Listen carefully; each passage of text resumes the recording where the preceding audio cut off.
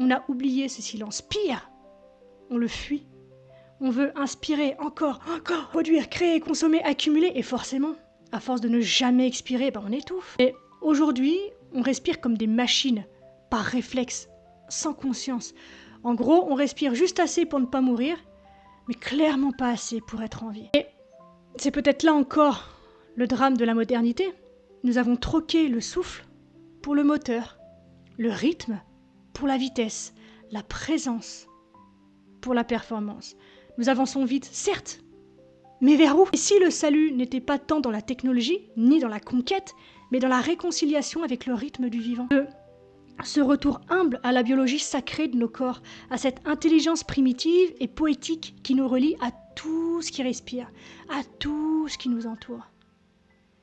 Parce que ce que la machine ignore, c'est que la vie ne se pense pas, elle se vit, elle se sent, elle s'éprouve, elle s'habite. Un jour, c'est une certitude, tout ce qui a été construit de la main de l'homme finira par tomber en poussière. Les tours de verre, les serveurs, les réseaux, les fameux algorithmes. Mais pendant ce temps, quelque part, une graine tombera dans la terre et recommencera tout. Sans publicité, sans stratégie, sans promesse de rendement, simplement parce que c'est sa nature. Bonne nouvelle, cette graine, c'est nous. Chaque fois qu'on cesse de vouloir contrôler, chaque fois qu'on choisit d'aimer plutôt que de calculer, chaque fois qu'on se souvient qu'on est un être vivant, pas un produit manufacturé.